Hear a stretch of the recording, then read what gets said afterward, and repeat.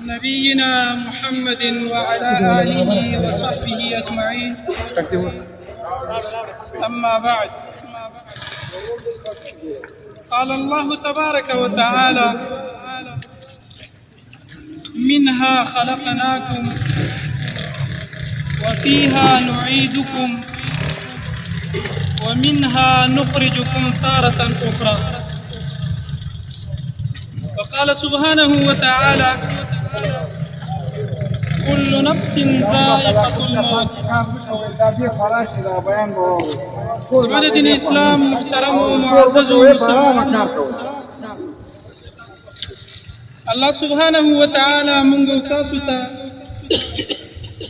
دا زندگی دا ژوند بی انتها مختصر ژوند راکړی دی. د ډیر کم وخت دپاره ما او تا په دې دنیا کې اوسېږو، ژوند تېرو.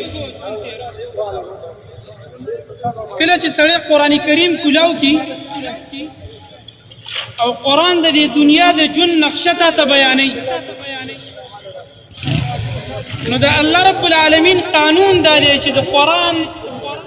په آیاتونو کې د خپلو بندګانو ته د دنیا حیثیت څه داسې بیان کړی. کله الله سبحانه وتعالی د دې دنیا د ژوند په باره کې فرمایي: وما الحیات الدنیا الا متاع الغرور، چې نشته دی دا ژوند د دنیا مګر د دوکې سامان دی. تا به دوکه کې چې ای مسلمانه،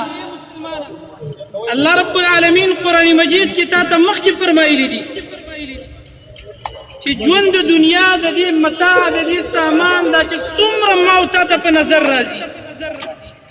که هغه مال دی، که هغه دولت دی، که هغه جیداد دی، چې دا څومره په دې دنیا کې دي، الله وایي متاع الغرور، د دوکې سامان دی، د آخرت نه به دې په دوکه کې واچوي. کله الله رب العالمین دا لهجه بدله کړي د دنیا د ژوند په باره کې فرمایي: اعلموا انما الحیات الدنیا الا لعب ولهو. ای زما بندګانو پوه شئ، په دې خبره باندې ځان پوه کړئ، دا ژوند د دنیا چې کوم دی الا لعب ولهو، دا هسې د لوبو سامان دی. ګورې لکه یو سړی چې د لوبو دپاره څه سامان یا څه عرضي وخت کې یو لوبه وکړي، فایده ترې واخلي، د هغې نه پس ځي. دقه شانتې زمونږ او ستاسو دپاره دا دنیا دا د لوبو سامان دی. څه وخته پورې به په دې کې ما او تا ژوند کوو، فایده به د دې نه اخلو. دا شیزونه چې الله پیدا کړي دي زما او ستا د فایدې لپاره پیدا کړي، د دې نه به ما او تا هغه ضروري او شرعي فایده حاصلو. خو ګورې بیا به دقه شانتې زما او ستا دلته راتګي. کله الله سبحانه وتعالی لهجه بدله کړي د دنیا د ژوند په باره کې فرمایي چې دا فما متاع الحیات الدنیا بالآخرة الا قلیل. ای زما بندګانو، د دې دنیا د ژوند په باره کې دا ژوند ډېر کم دی په مقابله د آخرت کې. د آخرت ډېر اوږد ژوند دی، ابد الآباد هغې ته ویلی کېږي، هغه د همیشوالي کور دی. د دې دنیا د ژوند د مقابلې په حیثیت سره دا ژوند ډېر زیات کم دی او د آخرت ژوند ډېر دی. ځکه قرآن کې الله فرمایي: والآخرة خیر وابقا، ژوند د آخرت ډېر غوره دی. که اعمال دې کړي هغه ژوند ستا دپاره ډېر غوره دی. وابقا، او قایم او دایم به یې همیشه پاتې کېدونکی ژوند دی. ژوند د دنیا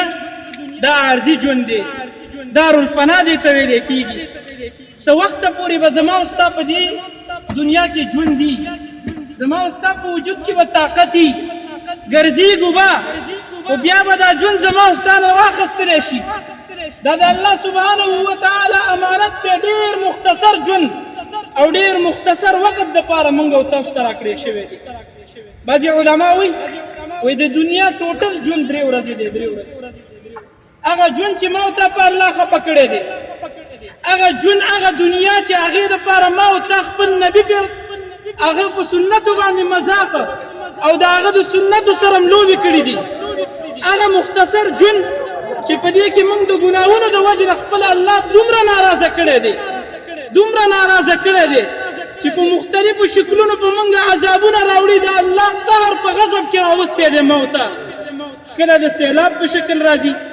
کله د ډینګي وایرس په شکل راځي کله د کرونا وایرس په شکل راځي کله په بل شکل کله په بل شکل دا مهنګایي دا یو عذاب دی دومره د دې دنیا د وجې نه ما ورته خپل رب ناراضه کړی او دا څومره ژوند دی 3 ورځې ژوند دی 3 ورځې یو ورځ ده چې تا تېره کړه بس هغه خو تېره شوه که ته د دنیا ټوله ټکنالوجي دې ته متوجه کړې او دا ټوله ټکنالوجي صرف په دې باندې مسلطه کړې چې یاره دا شاتنۍ ورځ ما ته بېرته را واپس کړه چې دا راشي دا کومه ورځ چې موږ تېره کړه دا کومه شپه چې موږ تېره کړه دا موږ ته بېرته را واپس شي را واپس به شي نو د 3 ورځو نه یو ورځ کټ شوه بل 2 ورځې ژوند زموږ پاتې شو په هغه 2 ورځو ژوند کې یو ورځ نننۍ ده چې ما او تا پکې ژوند کوو نیمه رانه تېره شوه نیمه پاتې ده د دې هم پته نه لګېږي چې دا نیمه موږ تېره کوو که نه چا سره ګارنټي د دې شته چې دا به مکمل 2 ورځې اوس یو ورځ پاتې شوه دا یو ورځ سبانۍ ورځ ده 3 ورځې ژوند دی یو هم تېره کړه یو نن ده یو سبانۍ ده د سبانۍ موږ ته پته نشته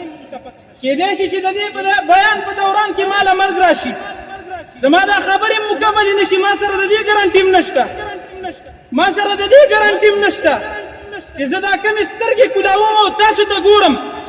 کېدای شي چې دا سترګې په یو رب سره بیا داسې بندې شي چې بېرته کولاوې نه شي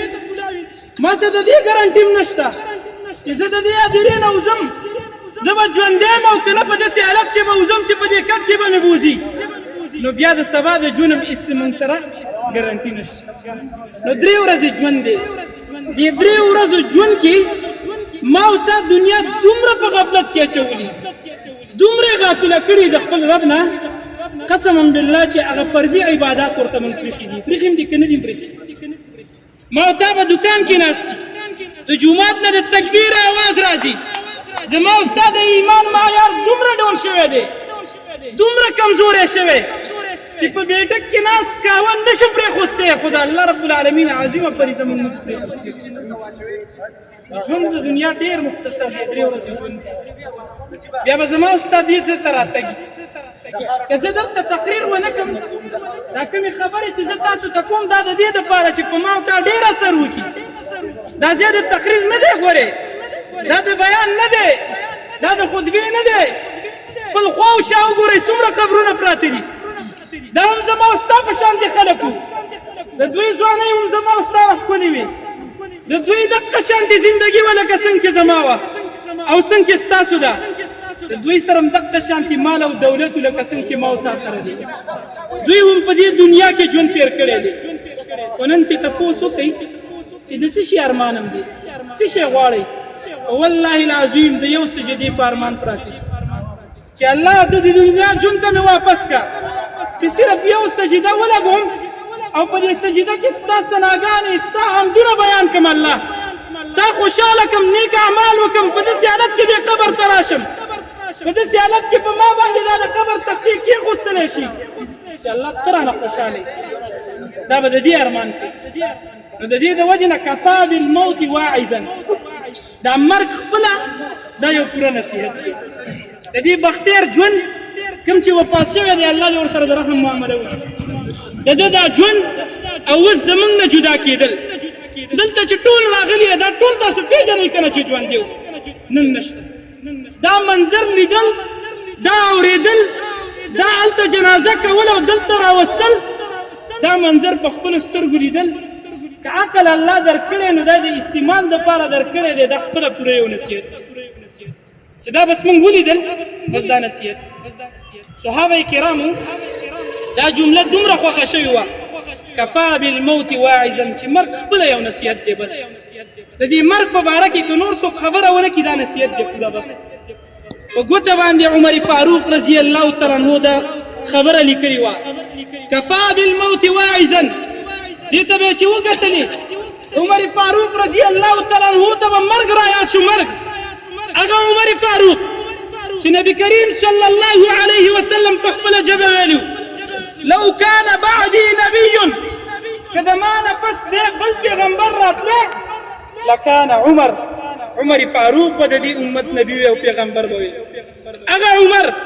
چې نبی کریم صلی الله علیه وسلم په خپله ژبه ورته فرمایلي عمر فی الجنه عمر په دنیا کې جنتي هغه عمر په خپله ګوتمه لیکلي وو کفا بالموت واعظا دا مرګ خپله پوره یو نصیحت کعب الاحبار ته عمر فاروق رضی الله تعالی عنه وایي کعب الاحبار یو تپوس درنه کومه دا راته ووایه د دې مرګ په باره کې راته ووایه دا څنګه ذایقه لري دا څنګه شی دی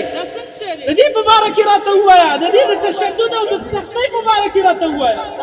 چې زما او ستا خوږ نبي بار بار موږ ته ویلي الا ان للموت لسکرات ای د امت خلکو د ذوالقدم دپاره ډېرې سختې دي کعب الاحبار د دې مرګ سختې راته ووایه چې دا د مرګ ذایقه څنګه ده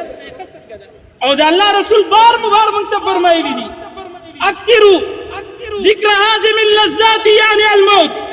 دا مرګ ډېر ډېر یادوئ ای کعب الاحبار د دې مرګ په باره کې راته ووایه چې دا څنګه شی عمر فاروق رضی الله تعالی عنه دا تپوس کوي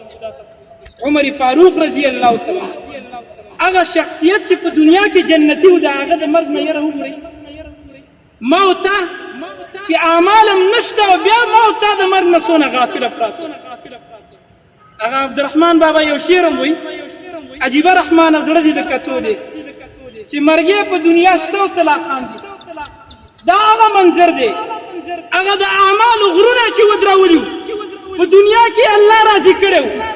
هغوی سره دومره فکر و چې دا عام منظر خو پرېږده چې قبر بیا ولیدل په ژړا وشو اعمالو ته وګوره او د مرګ نه یرې ته وګوره زما او ستا اعمالو نشوالي ته وګوره او د مرګ نه غفلت ته وګوره کعب الاحبار ته وایي د دې مرګ په باره کې راته ووایه دا څه شی هغه ورته وایي تا د یو غټ څه شي په باره کې تپوس تا خو یو اوږدې مسلې په باره کې تپوس یو د عظیم کار په باره کې دې تپوس وکړو د اصل مقصد په باره کې دې تپوس وکړو هسې څه مو خیال دی چې زما او ستا په دې نفس کې به کله دا خبره راغلي چې یو مولي صاحب له ورشو چې مولي صاحب د دې مرګ په باره کې راته لږ څه ووایه چې دا زړه مې د دې دنیا نه لږ غافله شي او د آخرت ته متوجه شي چاته داسې سوچ راغلی نه دی راغلی سره د دې چې زموږ اعمال هم نشته د صحابه کرامو ورځ او شپه دا سوچ قبر تیار دی نوره خبره نشي کېدی په قبر به دعا کوو او په اخلاص سره به هلته دعا کوو د نبي کریم صلی الله علیه وسلم به دا طریقه وه چې یو خو به په مړي باندې جنازه هم ډېره اوږده کوله الله دې موږ ته معافي وکړي زموږ او ستاسو دا جنازې دا ګورئ هسې یو عرضي دی او ګپ شپ وخت دی په والله العظیم ما او تا د جنازو سره مذاق کوو ټوکې کوو قسما بالله چې ټوکې کوو داسې جنازې مونږ کوو چې نه پکې زموږ سورت فاتحه مکملېږي نه پکې زموږ درود مکملېږي نه پکې زموږ دعاګانې مکملېږي صرف یو دعا د جنازې مونږ ته یاده ده اللهم اغفر لحینا ومیتنا وشاهدنا وغائبنا وصغیرنا وکبیرنا وذکرنا وانثانا دا دعا مونږ ته یاده ده حال دا چې دا د مړي دعا نه ده دا د ټولو مړو دپاره دعا ده کومې جنازې ته چې راغلی هغه مړي دپاره خو تا دعا ونه کړه د هغې دعاګانې دې نه دي یادې کړي په دې دعا زمونږ او ستاسو جنازې ختمېږي حال دا چې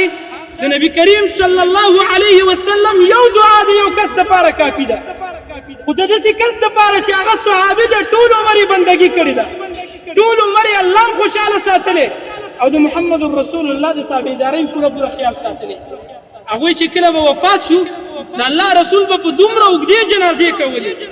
دومره اوږدې جنازې به یې کولې چې شاته به کسان ولاړو هغوی به د الله د رسول نه دعاګانې یادولې په جنت عوف بن مالک رضی الله تعالی عنه وایي زه د الله د رسول نه شاته ولاړم د الله رسول په یو مړي جنازه کوله فحفظت من دعائه اللهم اغفر له وارحمه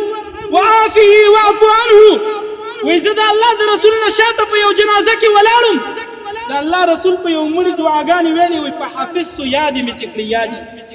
دومره په قلار دومره ښایسته ښایسته دعاګانې ویلې یو بل صحابي وایي زه د الله د رسول نه شاته ولاړم د الله رسول په یو جنازه ولاړو او اوږدې اوږدې دعاګانې کولې اوږدې اوږدې دعاګانې کولې وایي ما دا ارمان وکړو انی تمنیت مکانه کاش چې د دې صحابي په ځای زه مړ وی او د الله رسول دا دعاګانې ماته سره د دې چې اعمال یې څومره او جنازو ته اعمال هم نشته قسم بالله جنازې صرف تکبیرات الله اکبر الله اکبر الله اکبر الله اکبر السلام علیکم په دې کې به موږ الله ته څه جرګو جنازه ویل کېږي جرګې ته الله ته سوال ته راغلي جرګې ته راغلي اللهم جئناك شفعاء الله د جرګې په خاطر راغلي جرګه راغلي څه لپاره راغلي د دې مړي په حق کې تا ته سفارش فشفعنا فيه الله زمونږ جرګه قبول کړه زمونږ عرض ومنه دا منظور کړه دا مړی وبخ دا داسې په دیکو باندې کېږي په داسې لږ وخت کې کېږي جرګه خو ډېر ټایم غواړي که نه د پښتنو جرګه یو میاشت او دوه میاشتې په هغې او کلونه په هغې لګېږي او د الله جرګه دومره سپکه ورکه شوه دا د الله د بخلو کار دومره آسان شو چې ټول عمر دې په غفلت کې تېر کړی او بس په څلورو تکبیراتو به ځان په الله وبخي نه د دې اهتمام وکړئ اوس نه د داسې عالم انتخاب وکړئ چې د جنازې پوره دعاګانې ورته یادې مګر یو دعا عامم یاده کړي ملا هم یاده کړي نو دا فرق بیا څه پاتې شو د جنازې پوره دعاګانې یادې کړي او په داسې عالم جنازه وکړي چې تا ته پته ولګېږي چې الله ته به دا ډېر سوال کوي ابي دیګر مولانا به هم خبره کوله یو مولا راته د جنازې په باره کې خبره کوله وایي ما ورته وویلې چې په دې د جنازه کوله دلته دې درد پیدا شوی دی دا خو دلته درد هم غواړي که نه چې د زړه د درد نه الله ته سوال وکړي الله ستا سوال قبول کړي او دې میت سره او دې مړي سره د عافیې معاملې وکړي دعا به په قبر باندې کوو اوس نه د دې اهتمام وکړئ ځان په غفلت کې مه حسابوئ صحیح ده د دنیا په باب کې مونږ وصیتونه کړي پلانکۍ حصه به پلانکي له ورکړي پلانکۍ حصه به پلانکي له ورکړي دومره خیرات به راپسې وکړي او یو لفظ ورسره بل هم ولګوه چې هغه پلانکي عالم چې په جنازه 15 منټه وړی په هغه زما جنازه صحیح ده که نه دې اهتمام به کوو که نه راځئ